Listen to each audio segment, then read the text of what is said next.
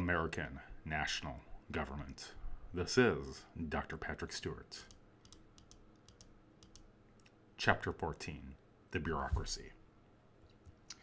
In this segment, we'll be going over the learning objectives of listing the different models of bureaucratic control and appreciating how checks and balances are applied to bureaucracy.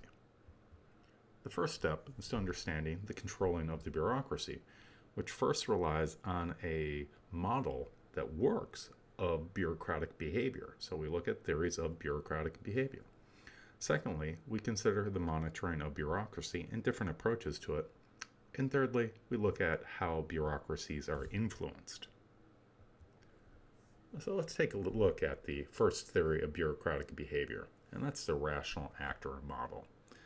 The idea here is that people are rational actors and that they think rationally through things, rank over their alternatives, and then make a decision based upon all the alternatives based to them and what works best in a cost-benefit analysis. So based upon this, the budget-maximizing bureaucrat seeks to make decisions that maximizes their budgets because this leads to more power. Bureaucrats thus sell legislatures on their programs in order to increase their funding instead of serving the public interest. As a result, we see a bloated and expensive public sector. Another model of the rational actor model is that career-advancing bureaucrats highlight their successes and they try to hide their failures in order to increase the chances of their advancement. So it's not just about the budgets, it's also about the perceptions of success. The problem with this is that it leads to an incompetent and dysfunctional bureaucracy because the facts aren't necessarily coming out and the bureaucracies don't necessarily do their jobs. Now the problem is that rational actors are exceedingly rare to the point of possibly not existing. As a result, there have been alternative models that have been put forward. The first is the theory of bounded rationality. Here, what happens is an individual, instead of identifying all possible alternatives and weighing the costs and benefits, finds that this is too complex, and indeed they satisfy this. In other words, they consider the alternatives until one that is good enough is discovered and then is applied. And then any changes that occurs in a similar manner. So it's incremental changes, not major changes like in a rational actor model. Now, evolutionary theory, more recently being applied and tested rather extensively throughout the world, suggests that a mix of both self-interest and altruism is the case with all people. And this includes bureaucrats, of course. Here, people act in their own self-interest, but take into account their reputation as an important ingredient. In other words, people prize their reputation as a good social collaborator, even if it hurts their bottom line. Now, the next step, after identifying what sort of behavior patterns are followed by bureaucrats and people generally, is monitoring the bureaucracy. And there are three different models that predominate. The first is overhead democracy, the idea that citizens can exercise indirect control over the bureaucracy.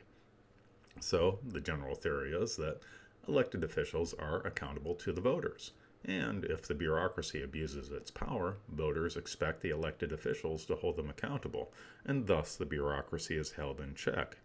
But the problem is, how does one keep the bureaucracy in check? How does one monitor the bureaucracy on a regular basis? Well, the first approach is the police patrol oversight approach. Here is a process of systematically monitoring the bureaucracy to ensure that it acts in accordance with the democratically expressed wishes of the general public. However, agencies generally do what is expected of them, and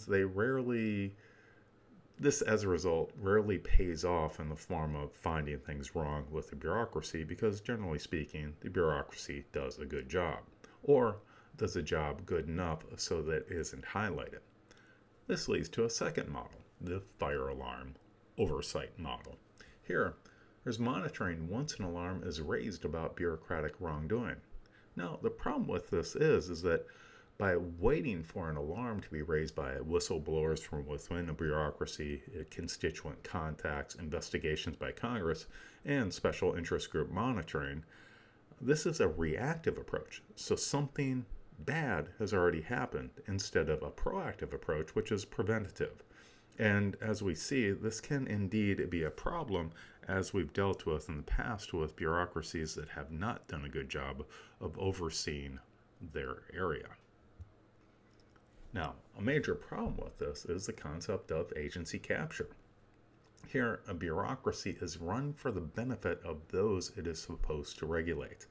In other words, we go back to the concept of the iron triangle.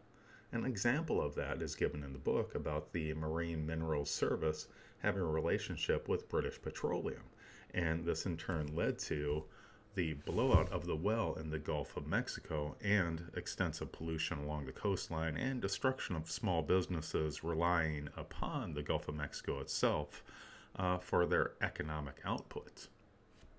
Now, sunshine laws require the bureaucratic decisions be made in public meetings, and certainly this gives citizens and interest groups a way to keep tabs on the bureaucracy, but is not foolproof. Now, influencing the bureaucracy is also one aspect of understanding control. Here, all branches of the federal government have at their disposal powerful tools that can influence bureaucratic behavior. Now, these tools range from formal power to create and destroy public agencies, which does happen, but it's rather unlikely. But the less formal techniques of persuasion are more often occurring, and they tend to be dealt with in such manners as an office visit or a telephone call. So let's take a look at the different branches and how they influence the bureaucracy. So first, we have the Congress. Now, the Congress certainly has constitutional authority to create or destroy federal agencies and to determine what programs and policies they administer. But as discussed earlier, this is a tool that is not used very often. But Congress controls appropriations, so every agency must be approved by Congress, and this is a much more forceful way that Congress can influence outputs of different agencies. And there's also the legislative veto, which is a provision in a law that allows Congress to reject proposed action by a public agency. However, there are questions about the constitutionality of legislative vetoes.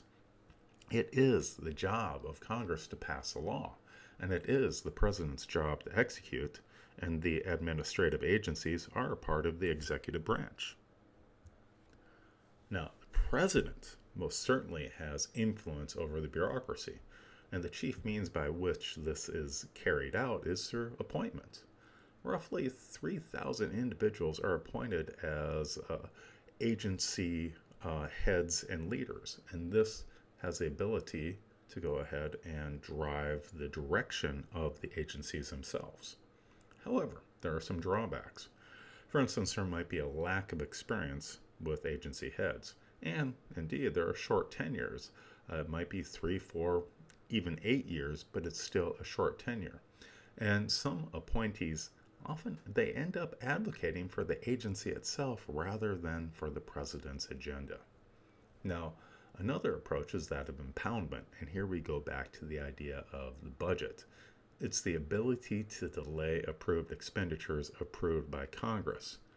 However, this does not happen as often as would be expected. Now, the executive branch can also seek to cancel funding by sending a recession message to Congress.